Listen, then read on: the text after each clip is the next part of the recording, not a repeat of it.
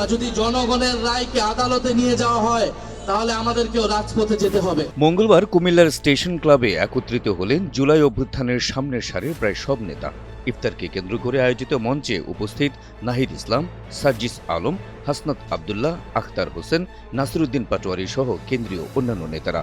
এক মঞ্চে সব জুলাই যোদ্ধা, অথচ জুলাইয়ের সেই অগ্নিঝরা স্লোগান হবে না তা কি হয়? এনসিপির আহ্বায়ক নাহিদ ইসলামের নেতৃত্বে আবারও স্লোগানে মুখর হল কুমিল্লার তরুণ প্রজন্ম।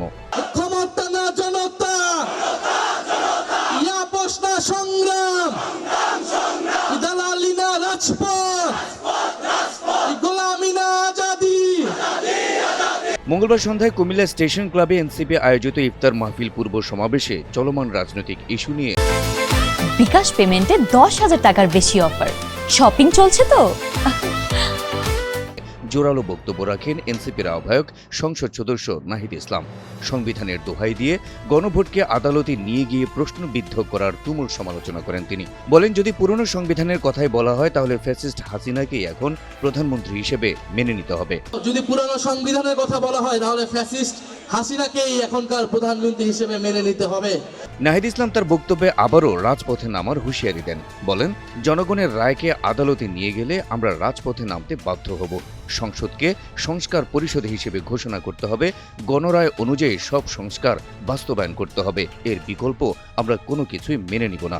সংসদকে সংস্কার পরিষদ সদস্য হিসেবে ঘোষণা করতে হবে এবং গণভোটের গণরায় অনুযায়ী সকল সংস্কার বাস্তবায়ন করতে হবে। এর অন্যথা, এর বিকল্প আমরা কোনো কিছুই মেনে নিব না। বিএনপির উদ্দেশ্যে তিনি বলেন, আপনারা পরিস্থিতি অস্থিতিশীল করার চেষ্টা করবেন না। শেখ হাসিনাকে ফেরত দেওয়ার জন্য ভারতের কাছে অবিলম্বে দাবি জানাতে হবে। তাকে ফেরত না দিলে ভারতের সঙ্গে সম্পর্ক স্বাভাবিক হবে না। ভারতের কাছে অবিলম্বে শেখ হাসিনাকে বাংলাদেশে ফেরত পাঠানোর জন্য দাবি জানাতে হবে। শেখ হাসিনাকে ফেরত না পাঠালে ভারতের সাথে সম্পর্ক ঠিক হবে না। ভারতের উদ্দেশ্যে নাহিদ ইসলাম বলেন, বাংলাদেশের সঙ্গে সম্পর্ক স্থাপন করতে হলে শেখ হাসিনাকে ফেরত দিতে হবে, জুলাই অভ্যুত্থানকে মেনে নিতে হবে এবং শরীফ ওসমান হাদির খুনিদের ফেরত দিতে হবে। তারপরেই ভারতের সঙ্গে সম্পর্ক পুনঃস্থাপনের বিবেচনা করা হবে। বাংলাদেশের সাথে সম্পর্ক স্থাপন করতে হলে অবশ্যই জুলাই গণহত্যার বিচার, শেখ হাসিনাকে ফেরত পাঠাতে হবে, শরীফ ওসমান হাদির খুনিদেরকে বাংলাদেশে ফেরত পাঠাতে হবে। তারপরে ভারতের সাথে সুসম্পর্কের বিষয়ে আমরা বিবেচনা করব ইনশাআল্লাহ। অনুষ্ঠানে বিশেষ অতিথির বক্তব্য রাখেন এনসিপির সদস্য সচিব এবং সংসদ সদস্য আখতার হোসেন, মুখপাত্র আসিফ মাহমুদ সজীব ভুইয়া, দক্ষিণাঞ্চলের মুখ্য সংগঠক এবং কুমিল্লা ৪ আসনের সংসদ সদস্য হাসনাত আবদুল্লাহ, উত্তরাঞ্চলের মুখ্য সংগঠক সার্জিস আলম, এনসিপির মুখ্য সমন্বয়ক নাসিরুদ্দিন পাটোয়ারি, জাতীয় যুবশক্তির আহ্বায়ক তরিকুল ইসলাম।